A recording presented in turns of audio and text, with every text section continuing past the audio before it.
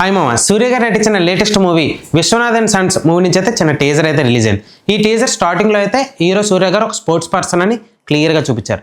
And అలాగే 40 years age ఉన్న హీరోకి అండ్ 20 years ఏజ్ ఉన్న హీరోయిన్కి వీళ్ళిద్దరి మధ్యన లవ్ స్టోరీనే సినిమా టోటల్ స్టోరీగా అయితే టీజర్లో అయితే చిన్న చూపించారు.